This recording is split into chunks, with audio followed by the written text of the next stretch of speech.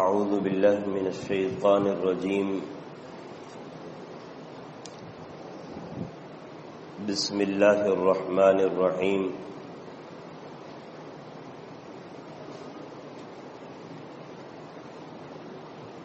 ولا تطرد الذین يدعون ربهم بالغداة والعشی یریدون وجہہ ما عليك من حسابهم من شيء وما من حسابك عليهم من شيء فتطردهم فتكون من الظالمين صدق الله العظيم۔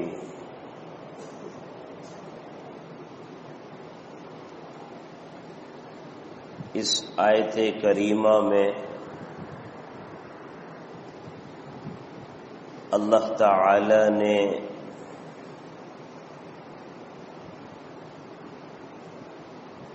نبی اکرم صلی اللہ علیہ وسلم سے جو بات ارشاد فرمائی اس کا مفہوم یہ ہے کہ آپ ان لوگوں کو اپنے پاس سے نہ نکالیے، نہ اٹھائیے، یعنی نہ بھگائیے، جو اپنے رب کو صبح اور شام پکارنے کا اہتمام کرتے ہیں، اپنے رب کی رضا چاہتے ہیں، یہ لوگ آپ کے پاس بیٹھے ہوئے ہیں، آپ ان کو مت نکالیے۔ آپ یہ کام اگر کریں گے تو نامناسب کام سر انجام سامنے آئے گا۔ یہ بات نبی اکرم صلی اللہ علیہ وسلم سے اللہ عز و جل نے ارشاد فرمائی۔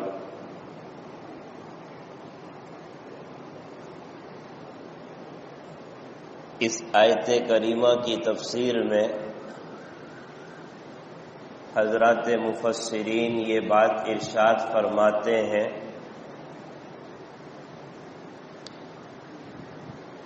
کہ اللہ تعالی نے انسان کو بنایا اور حیوان کو بنایا۔ حیوان الگ ہے، انسان الگ ہے۔ بعض لوگوں نے کہا کہ نہیں، انسان جو ہے یہ حیوان کی ایک اونچی بڑھتی ہوئی شکل ہے۔ انسان حیوان کی بڑھتی ہوئی شکل ہے، ورنہ بہرحال یہ دونوں ایک ہی ہیں۔ انہوں نے اس کو جب مدار بنا لیا کہ یہ حیوان سے ایک اونچی کوئی صورت ہے، ورنہ بہرحال ہے یہ حیوان، تو جس طرح سے حیوان کھاتا ہے پیتا ہے، اسی طرح سے انسان بھی کھاتا پیتا ہے۔ اب اس سے آگے تو وہ انسان کو کچھ سمجھتے نہیں ہیں، جیسے حیوان کی کوئی آگے کی زندگی نہیں ہے، تو چونکہ انسان کو بھی حیوانیت کے اوپری درجے میں شمار کر لیا، لہذا انسان کا بھی کوئی آگے کا حل یا آگے کی زندگی نہیں ہے۔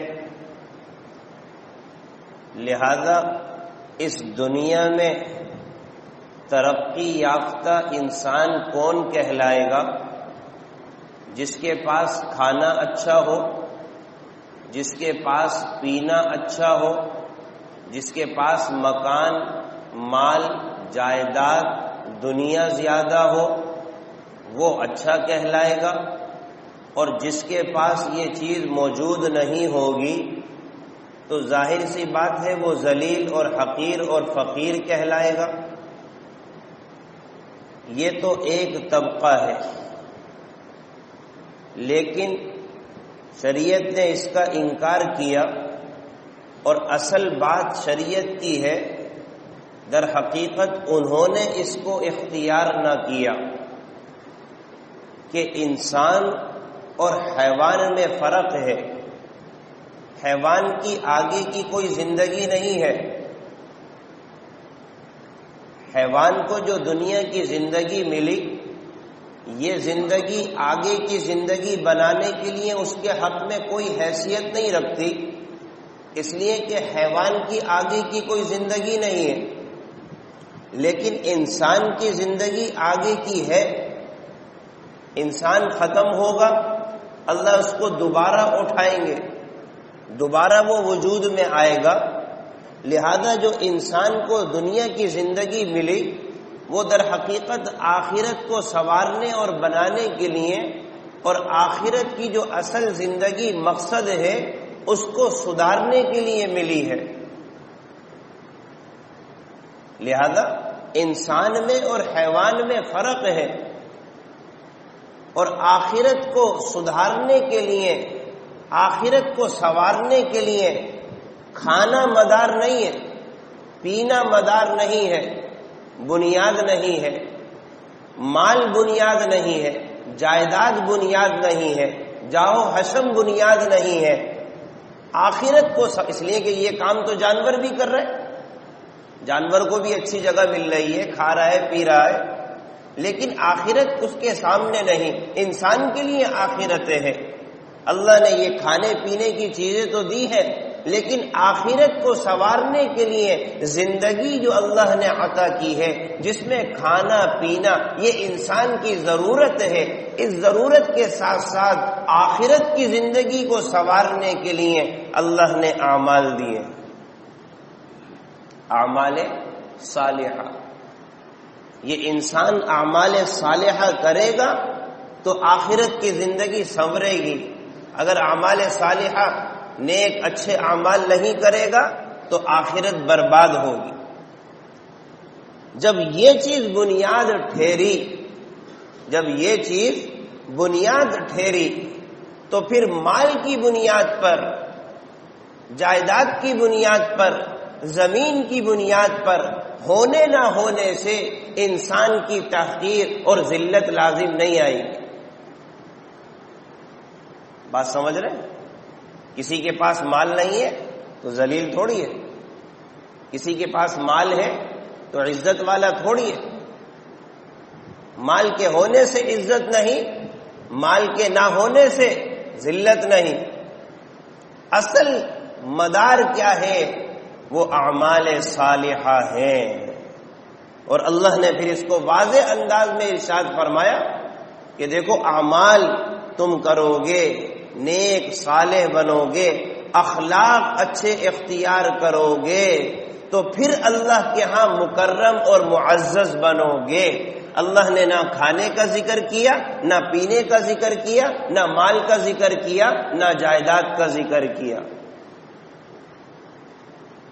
لہذا دنیا میں اگر کوئی آدمی ناکام ہے تو اخروی اعمال کے نہ ہونے کی بنیاد پر ناکام ہے، مال کے ہونے نہ ہونے سے انسان ناکام نہیں ہے۔ مال والے بھی ناکام اور مال نہ ہونے پر بھی انسان ناکام اگر آخرت کے اعمال اس کی زندگی میں نہیں ہے، اخلاق نہیں ہے، اعمال صالحہ نہیں ہے۔ لہذا اس بنیاد پر کہ مال نہیں ہے، اس کے پاس دنیا میں مرتبہ نہیں ہے، جاؤ حشم نہیں ہے، کسی کو بھی حقیر اور ذلیل نہیں سمجھا جا سکتا، کسی کو بھی حقیر اور ذلیل نہیں سمجھا جا سکتا۔ جبکہ دنیا میں بعض لوگوں نے اس کو مدار اور بنیاد بنا لیا، ارے جس کے پاس مال نہیں ہے، جس کے پاس پہننے کو کپڑے نہیں ہے، جس کے پاس رہنے کو مکان نہیں ہے، اس کی کیا حیثیت، اس کا کیا مقام، اس کا کیا مرتبہ؟ نہیں، اس کا مرتبہ ہے اگر اعمال صالحہ اس کے پاس ہے، نیک اعمال ہے، نبی کی اتباع کر رہا ہے، سنت پر عمل کر رہا ہے۔ ان اکرمکم عند اللہ، اگر تم یہ کام کر رہے ہو کہ تم اللہ کو راضی کر رہے ہو، اللہ کو ناراض نہیں کر رہے، سو مال تمہارے پاس نہیں ہے لیکن اللہ کے ہاں تم مکرم اور معزز ہو۔ لہذا اس بنیاد پر کسی کو حقیر اور ذلیل نہیں سمجھا جا سکتا کہ ان کے پاس مال نہیں ہے۔ یہ دیکھا جائے گا کہ اللہ اس کے رسول کی اتباع کتنی کر رہا ہے، کیا اللہ کو مان رہا ہے، کیا رسول کو مان رہا ہے۔ ورنہ پھر قرآن کریم میں اگر دیکھا جائے تو یہ جو کفار ایمان نہ لانے کا اپنا ایک سبب یہ بھی بیان کرتے تھے کہ ہم آپ کی اتباع کر لیں۔ آپ کی اتباع کرنے والے کون ہیں؟ ارے ذلیل لوگ ہیں، رسوا لوگ ہیں، ہمارے ہی آزاد کردہ غلام آپ کے پاس جمع بیٹھے ہوئے ہیں، بھلا ان کے سردار ان کے ساتھ بیٹھ کر آپ کی گفتگو کیسے سنیں گے؟ ہمارے ہی آزاد کردہ یہ غلام ہیں، ہم ان کی بات ان کے ساتھ بیٹھ کر آپ کی بات کیسے سن لیں؟ یہ کافر لوگ تانا دیا کرتے تھے۔ دیگر حضرات انبیاء علیہ الصلوۃ والسلام کا ذکر بھی اس حوالے سے آیا ہے، اسی طرح سے نبی اکرم صلی اللہ علیہ وسلم کے ساتھ بھی معاملہ اسی طرح سے ہوا کہ جناب کہ وہاں پر صحابہ بیٹھے ہوئے، حضرت بلال حبشی، صہیب رومی، دیگر صحابہ، فقیر مسکین، حضرت سلیمان فارسی رضی اللہ عنہ، پہننے کو کپڑے نہیں، وہی کپڑے پہنے ہوئے ہیں، ایک جوڑا ہے، اسی میں جناب والا اسی کو چلا رہے ہیں، یہاں تک کہ جسم سے پسینے آ رہے ہیں، پسینے وہ سارے کے سارے ایک ہی کپڑا جذب کر رہا ہے، اور یہ انہی کے آزاد کردہ غلام ہیں۔ حضرت بلال بھی آزاد کردہ ہے۔ اب یہ کافر آنے کے وقت اللہ کے نبی صلی اللہ علیہ وسلم کے پاس اس طرح کی بات پہنچا رہے ہیں، ہم آپ کے پاس آ کے بات آپ کی سنیں کیسے؟ آپ کے پاس بیٹھنے والے لوگ کون ہیں؟ یہ حقیر اور ذلیل اور فقیر لوگ ہیں، یہ ہمارے ہی آزاد کردہ غلام ہیں، ہم ان کے ساتھ بیٹھ کر آپ کی بات کیسے سن لیں؟ اور حقیقت بات یہ ہے کہ اتباع کرنے میں، نبیوں کی اتباع کرنے میں پہل انہی فقیر لوگوں نے کی، جن کے پاس نہ پہننے کو تھا، نہ کھانے کو تھا، نہ پینے کو تھا، نہ دنیا میں کوئی مقام اور عزت تھی۔ یہی لوگ پہل کرتے تھے، جاتے تھے۔ جب شاہ روم کے پاس نبی اکرم صلی اللہ علیہ وسلم کا خط پہنچا دعوت کے حوالے سے کہ ہاں نبی نے ایک دعویٰ کیا ہے جس کا نام محمد ہے، ہرقل کا بادشاہ تھا شاہ روم غالباً، اس کے پاس جب یہ پیغام پہنچا کہ ہاں ایک آدمی نے دعوی نبوت کیا ہے اور اس کے پاس لوگ آ رہے ہیں، اس کی بات مان رہے ہیں، تو سب سے پہلا اس کا سوال یہ تھا کہ ایک بات مجھے یہ بتاؤ کہ اس کی اتباع کرنے والے کون لوگ ہیں؟ کیا اس کی اتباع وہ لوگ کر رہے ہیں جو معاشرے میں مقام اور مرتبہ نہیں رکھتے؟ کہا کہ ہاں وہی کر رہے ہیں۔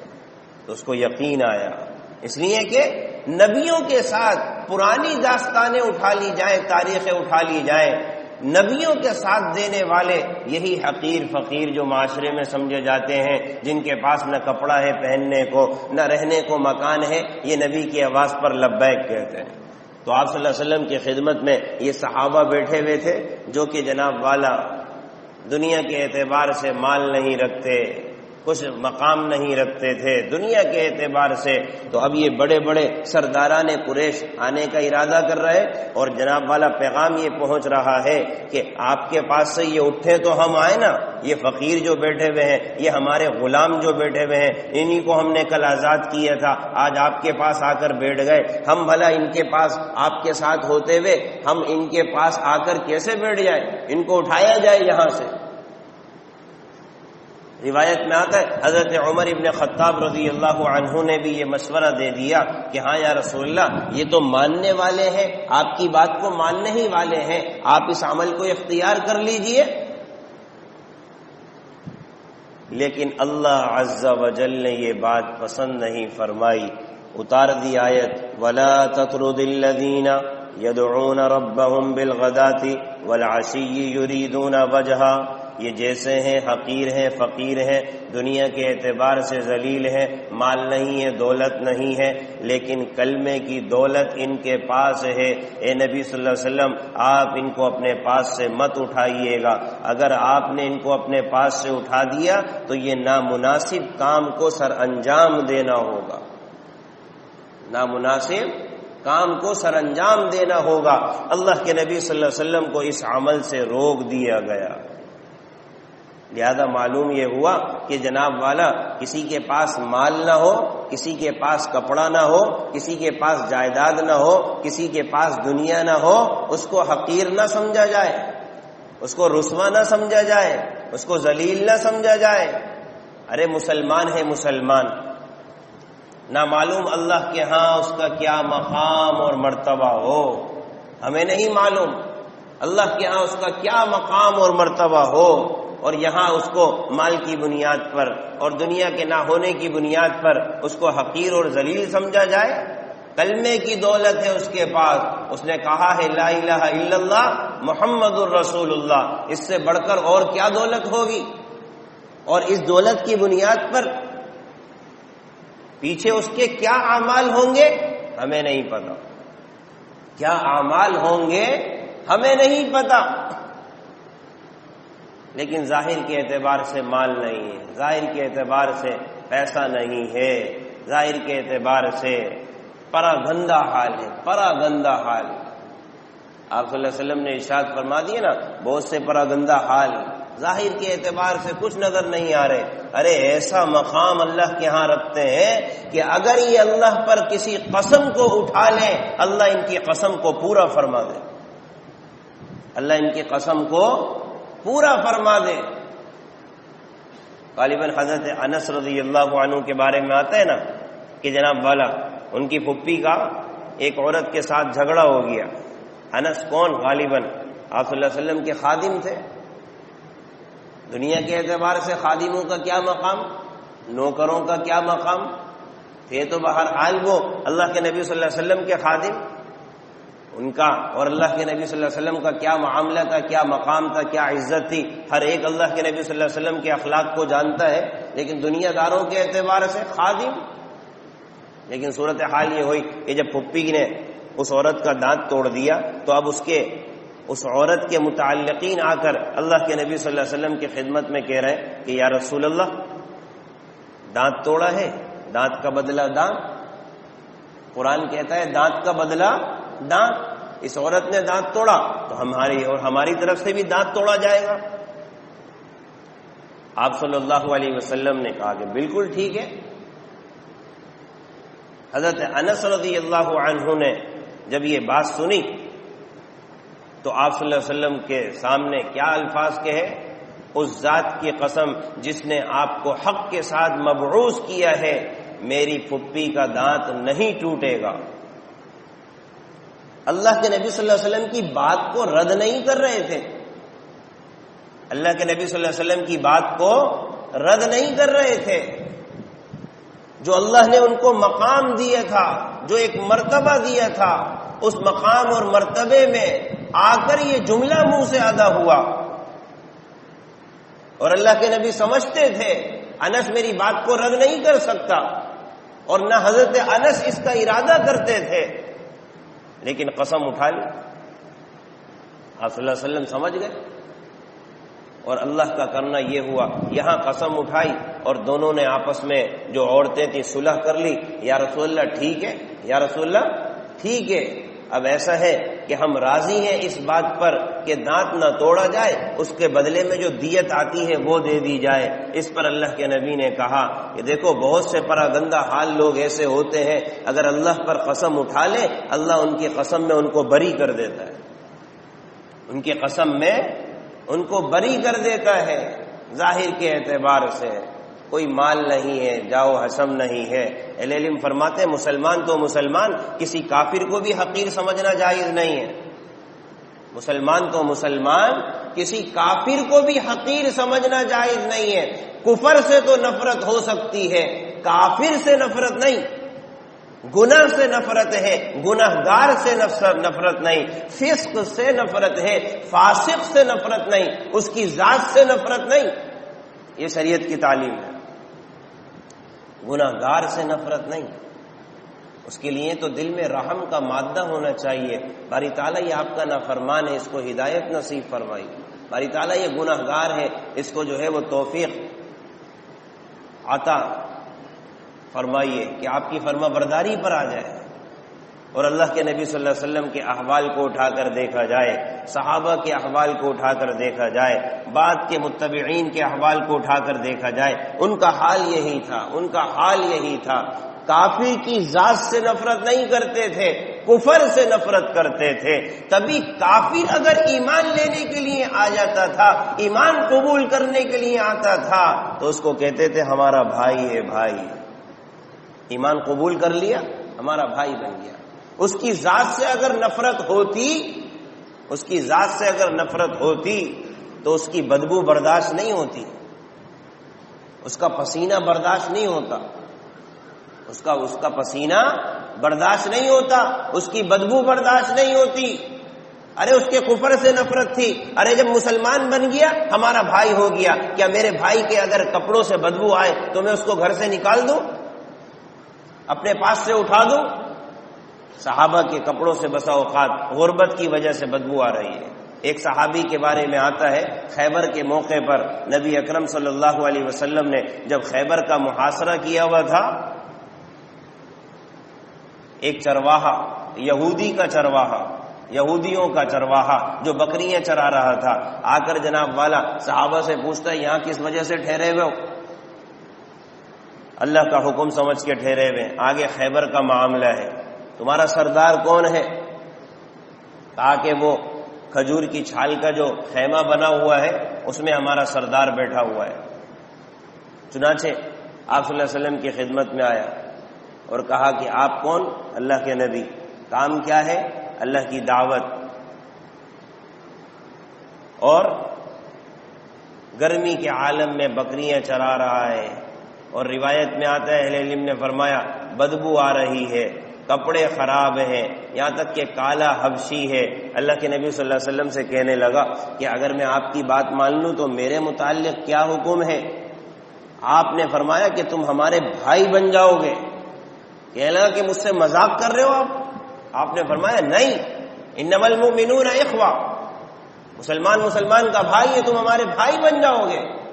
کہا کہ ٹھیک ہے میں راضی ہوں۔ آپ نے فرمایا جاؤ بکریاں واپس کر کے آؤ، بکریاں واپس کر کے آؤ۔ اور پھر آیا، آپ صلی اللہ علیہ وسلم نے کلمہ پڑھایا لا الہ الا اللہ محمد رسول اللہ۔ اس کی ذات سے نفرت نہیں تھی، اگر ذات مطلوب ہوتی تو بدبو برداشت نہیں ہوتی، کپڑے برداشت نہیں ہوتے۔ آپ نے فرمایا کہ ٹھیک ہے آ جاؤ، تم ہمارے بھائی ہو، ہم تمہیں سینے سے لگائیں گے، ہماری جماعت میں تم شامل ہو جاؤ گے۔ چنانچہ آیا، ایمان لایا، کلمہ پڑھا، اور جناب کہنے لگا یا رسول اللہ کیا کروں؟ نہ نماز کا وقت، نہ روزے کا وقت، نہ حج کا وقت، نہ زکوٰۃ کا وقت، ایک ہی عمل ہے، میدان کارزار ہے، اللہ کے راستے میں جہاد ہے، جاؤ لڑو۔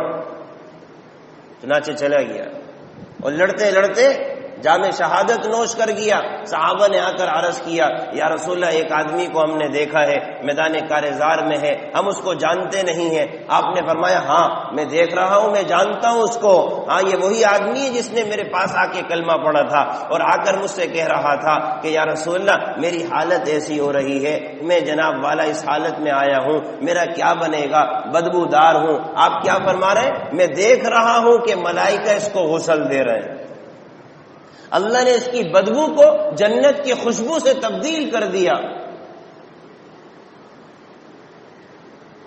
میرا عزیزو یہ کسی کو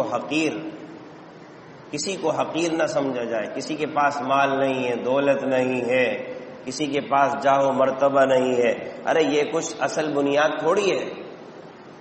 آپ صلی اللہ علیہ وسلم نے کیا فرمایا؟ میں نے جنت میں اکثر مسکین لوگوں کو دیکھا ہے، جنت میں میں نے اکثر مسکین لوگوں کو دیکھا ہے، اور اللہ سے کیا دعا کرتے تھے؟ باری تعالی مجھے مسکین رکھیے، مجھے مسکین ہی حالت میں موت دیجیے، مجھے مسکینوں کے ساتھ اٹھائیے، مسکینوں کے ساتھ اٹھائیے۔ یہ اللہ کے نبی صلی اللہ علیہ وسلم دعا فرما رہے ہیں۔ لہذا کسی مسلمان کو حقیر سمجھنا، ذلیل سمجھنا، مال نہ ہونے کی بنیاد پر، دنیا نہ ہونے کی بنیاد پر، یہ اصل مسلمان کے یہاں مدار ہی نہیں ہے۔ مسلمان کے یہاں سب سے بڑا مدار، سب سے بڑی بنیاد کیا ہے؟ اعمال صالحہ، اعمال صالحہ۔ جس قدر اعمال صالحہ میں آگے بڑھا ہوا ہے، اللہ کے ہاں اسی قدر مقام ہے، اسی قدر مقام ہے۔ یہ دنیا کا دھوکہ ہے، یہ دنیا والوں نے دھوکے میں مسلمان کو ڈال دیا، جو انسان اور حیوان میں فرق نہیں سمجھتے، جو سمجھتے ہیں کہ کامیابی کا مدار صرف مال پر، دولت پر، کھانے پینے پر، جاؤ حشم پر ہے۔ آخرت کے اعتبار سے اس کی کوئی پذیرائی نہیں ہے۔ آخرت کے اعتبار سے اعمال ہے، اعمال۔ لہذا فرماتے ہیں کہ کسی کے پاس مال نہ ہو، کسی کے پاس کپڑے نہ ہو، اگر ایمان کی دولت ہے، اللہ اس کے رسول کو راضی کرنے والا ہے، وہ قابل عزت ہے، قابل احترام ہے۔ کیوں؟ اس لیے کہ اللہ کے ہاں اس کا احترام ہے، اللہ کے ہاں اس کا احترام ہے۔ تو نبی اکرم صلی اللہ علیہ وسلم کے سامنے یہ صحابہ رضی اللہ عنہم اجمعین بیٹھے ہوئے تھے، آ کر ان لوگوں نے اس طرح سے کہا کہ حضرت عمر رضی اللہ عنہ نے، روایت میں آتا ہے، اس بات پر معافی کا اظہار کیا، یا رسول اللہ ہاں میری بھی رائے یہ ہو گئی تھی، یا رسول اللہ میری بھی رائے یہ ہو گئی تھی کہ ان کو اٹھا دیا جائے۔ نہیں، اللہ اس پر انکار کر رہا ہے، اٹھانے کی ضرورت نہیں ہے، ان کو اپنی مجلس سے مت نکالیے، اگرچہ کپڑے پھٹے پرانے کیوں نہ ہو، لیکن ایمان کی دولت بہت بڑی چیز ہے، اللہ کے ہاں ان کا مقام ہے ایمان کی بنیاد پر۔ حضرت ظاہر رضی اللہ عنہ کے بارے میں آتا ہے نا کہ آپ صلی اللہ علیہ وسلم کی خدمت میں آتے تھے، کسی گاؤں سے آتے تھے، آپ کی خدمت میں آ کر بیٹھتے تھے، کالے تھے، حبشی تھے، مال نہیں تھا، کوئی دولت نہیں تھی، اچھا لباس نہیں تھا، اللہ کے نبی صلی اللہ علیہ وسلم کی خدمت میں آ کر بیٹھتے، آپ کی ہدایات اور آپ کے چراغ اور آپ کی روشنیاں لے کر اٹھ کر چلے جاتے تھے۔ ایک مرتبہ اللہ کے نبی صلی اللہ علیہ وسلم بازار میں گئے تو دیکھا کہ حضرت ظاہر رضی اللہ عنہ کھڑے ہوئے ہیں۔ آپ صلی اللہ علیہ وسلم اس قدر اپنے ماتحتوں سے محبت فرماتے تھے، ماتحتوں سے۔ قابل سوال غور بات یہ ہے، میرے ماتحت، آپ کے ماتحت، کسی کے ماتحت کوئی آدمی ہے، آیا وہ مجھ سے خوش ہے؟ میرے اعمال سے، میرے کرتوت سے وہ خوش ہے، یا وہ مجھ سے بھاگتا ہے، نفرت کرتا ہے، گھن کھاتا ہے، اور مجبوری کے عالم میں آگے سلام، آگے جھکنا، آگے جی جی کرنا، یہ کیفیات ہیں، یا حقیقت میں دل آپس میں محبت کے اعتبار سے ملے ہوئے ہیں کہ نہیں ہے؟ رویہ کیسا، سلوک کیسا، معاملات کیسے، اس کی پریشانی کو پریشانی سمجھنا، اس کی تکلیف کو تکلیف سمجھنا، یہ اللہ کے نبی صلی اللہ علیہ وسلم سے سیکھا جائے۔ اللہ ہمیں اس پر عمل کی توفیق نصیب فرمائے۔ کمزوری ہے، واقعتاً ہم میں اس معاملے میں کمزوری ہے۔ ہم اپنے ماتحتوں کے ساتھ کیا کر رہے ہیں؟ مستمل کیا ہمارا معاملہ ہوتا ہے اپنے نیچے والوں کے ساتھ؟ الامان والحفیظ۔ اللہ کے نبی صلی اللہ علیہ وسلم کو جا کر دیکھا جائے، حضرت ظاہر کالے حبشی، اور روایت میں آتا ہے اللہ کے نبی اپنے صحابہ سے کس قدر تعلق اور محبت، روایت میں آتا ہے ایسے پیچھے سے گئے اور حضرت ظاہر رضی اللہ عنہ کی آنکھ پر ایسے ہاتھ رکھ دیا، اور پھر اعلان کیا کہا؟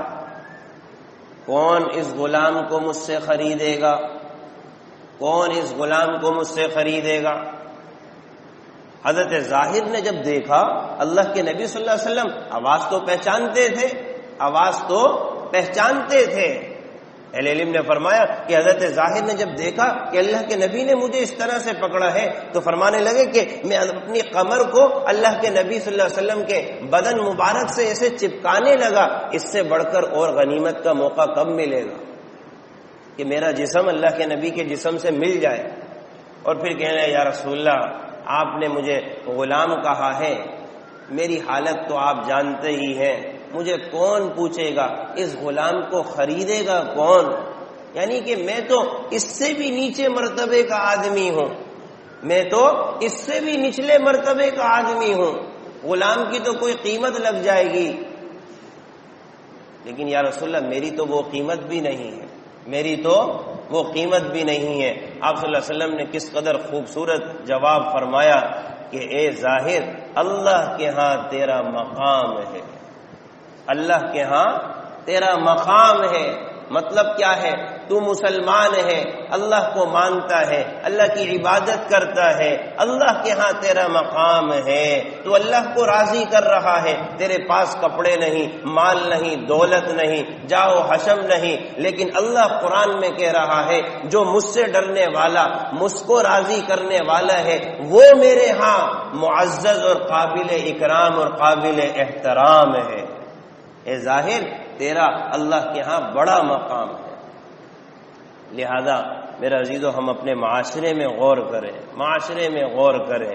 آپ صلی اللہ علیہ وسلم نے فرمایا میں تمہیں بتاؤں جنتی لوگ کون ہیں، میں تمہیں بتاؤں جنتی لوگ کون ہیں؟ پھر آپ نے فرمایا جنتی وہ آدمی ہے جس کا معاشرے میں کوئی مقام نہیں ہے، کوئی مرتبہ نہیں ہے، کوئی اس کو پوچھتا نہیں ہے، اس کی کوئی حیثیت نہیں ہے، لیکن اللہ کو راضی کر کے زندگی گزار رہا ہے، لیکن معاشرے والے اس کو دھتکار رہے ہیں۔ آپ نے فرمایا یہ جنتی ہے، جنتی۔ اور آپ نے فرمایا میں بتاؤں تمہیں جہنمی لوگ کون ہیں؟ آپ نے فرمایا جہنمی وہ آدمی ہے کہ جس کے اندر جناب والا مزاج میں، گفتگو میں ترشی ہے، تلخ لہجہ استعمال کرتا ہے، کڑوی باتیں کرتا ہے، لحاظ نہیں ہے، اور دوسرا لفظ آپ نے فرمایا نک چڑھا ہے، کوئی اس سے بات کرے اس کو گوارا نہیں، کسی سے جا کر ملے اپنی حیثیت سے کمتر سمجھتا ہے، مزاج میں ترشی، کسی سے بات کرتا ہے ذرہ برابر لحاظ نہیں، ذرہ برابر مسلمان کا خیال نہیں، بس بات کرنے پر آتا ہے تو ایسا ہے جیسا کہ لٹ مار رہا ہے، ذرہ برابر مسلمان کی دلداری کا خیال نہیں۔ اور جناب والا جب بات کرنے پر آئے گا تو اپنے آپ کو اتنا بڑا سمجھ رہا ہے، ایک نک چڑھا کہ گفتگو کرنے میں جناب والا سامنے والے کو کوئی حیثیت ہی نہیں دیتا۔ تیسرا فرمایا متکبر ہے، اپنے آپ کو بڑا سمجھتا ہے، دوسرے کو ذلیل سمجھتا ہے۔ آپ نے فرمایا جہنمی ہے، یہ جہنمی ہے، جہنمی۔ میرے عزیزو، آج کل معاشرے میں اس قدر یہ وبا پھیلی ہوئی ہے، آدمی سمجھتا ہے کہ مال ہے تو بس جناب والا جہان ہے، اعمال کی طرف کوئی غور و فکر نہیں ہے۔ یہاں تک کہ فرماتے ہیں میرے عزیزو، کسی گنہگار کو حقیر نہ سمجھا جائے، کسی فاسق اور فاجر کو حقیر نہ سمجھو، یہاں تک کہ کسی کافر کو بھی حقیر نہ سمجھو۔ اس کے کفر سے تو نفرت کرنے کی اجازت ہے، لیکن کافر سے حقارت سے پیش آنا یہ بھی جائز نہیں ہے۔ حضرت عطا اللہ شاہ بخاری رحمۃ اللہ علیہ کے بارے میں آتا ہے نا کہ اوپر سے حضرت اوپر اپنے زینے سے اوپر تشریف لے جا رہے تھے اور جمعدار نیچے سے اوپر سے نیچے آ رہا تھا، جمعدار اوپر سے نیچے آ رہا تھا اور حضرت اوپر جا رہے تھے سیڑھیوں پر۔ حضرت نے فرمایا کہ کہاں جا رہے ہو؟ کہا کہ حضرت کام پورا ہو گیا، جا رہا ہوں۔ حضرت نے فرمایا کہ آؤ میرے ساتھ کھانا کھاؤ۔ جمعدار سے کہا میرے ساتھ کھانا کھاؤ۔ اس نے کہا حضرت میں آپ کے ساتھ کھانا کھاؤں؟ کہا کہ کیا ہوا؟ بحیثیت انسانیت تم میں اور مجھ میں کوئی فرق نہیں، بحیثیت انسانیت تم میں مجھ میں کوئی فرق نہیں۔ آپ نے فرمایا جاؤ ہاتھ دھو، ہاتھ صاف کر کے آؤ، میرے ساتھ بیٹھو کھانا کھاؤ۔ جمعدار جو کہ ہر سمجھتا ہے کہ گندگی اٹھا رہا ہے، پہلے زمانے کے اعتبار سے یہ کام بڑا ہوا تھا گندگی اٹھانے کی نسبت سے، آج کل کے اعتبار سے تھوڑا آسان ہو گیا، تو حضرت نے فرمایا کہ ٹھیک ہے آؤ کھانا کھاؤ۔ کھانا کھانے کے لیے بیٹھا تو حضرت نے اس جمعدار سے یہ بات کہی کہ ایک لقمہ حضرت نے پہلے توڑا، ایک لقمہ، اور اس جمعدار کے منہ میں ڈالا، کہا کہ یہ لقمہ میری طرف سے کھاؤ۔ اس نے کھایا اور پھر حضرت نے فرمایا عطا اللہ شاہ بخاری رحمۃ اللہ علیہ نے کہ اب ایک لقمہ تم بھی مجھے کھلاؤ۔ کہ حضرت میں ارے اس ہاتھوں سے آپ کو لقمہ کھلاؤں جس سے میں گندگی اٹھاتا ہوں؟ آپ نے فرمایا تم نے ہاتھ دھو لیے نا، ہاتھ صاف کر لیے، ہاتھ صاف کر لیے تم نے، بحیثیت انسانیت تم میں مجھ میں کوئی فرق نہیں، ہاتھ تمہارے صاف ہو گئے، تم لقمہ مجھے دو۔ اس نے حضرت کو لقمہ کھلایا. کھانا کھانے کے بعد فارغ ہوا، کہنا حضرت تھوڑی دیر آپ یہاں پر ٹھہریے، میں آتا ہوں. اور گھر گیا، اپنے بیوی بچوں کو لے کر آیا اور کہنے لگا کہ حضرت اگر اسلام اس کو کہتے ہیں تو آج سے میں بیوی بچوں سمیت مسلمان ہوتا ہوں. اگر اسلام کی یہ تعلیمات ہیں کسی کافر کو بھی حقیر نہ سمجھا جائے تو میں آج اپنے بیوی بچوں کے ساتھ مسلمان ہوتا ہوں. تو میرا عزیزو، یہ اسلام کی تعلیم ہے کہ کافر کو بھی حقیر نہ سمجھے، کسی فاسق اور فاجر کو بھی حقیر نہ سمجھے، گناہگار کو بھی حقیر نہ سمجھے. ہاں، گناہ سے نفرت ہے، کفر سے نفرت ہے، اللہ کی بارگاہ میں اس کے حق میں دعا کرے، باری تعالیٰ اس کو ہدایت نصیب فرمائیے، اللہ سمجھ کی توفیق نصیب فرمائے. الحمدللہ رب العالمین والعاقبۃ للمتقین والصلاة والسلام علی سید الانبیاء والمرسلین. ربنا آتنا في الدنيا حسنة وفي الآخرة حسنة وقنا عذاب النار. اللهم إنا نسألك العفو والعافية والمعافاة الدائمة في الدين والدنيا والآخرة. اللهم إنا نسألك الخير كله ونعوذ بك من شر كله. اللهم اشف مرضانا ومرضى قلوبنا ومرضى أجسامنا. اللهم إنا نجعلك في نحورهم ونعوذ بك من شرورهم. اللهم أرنا الحق حقا وارزقنا اتباعه وأرنا الباطل باطلا وارزقنا اجتنابه.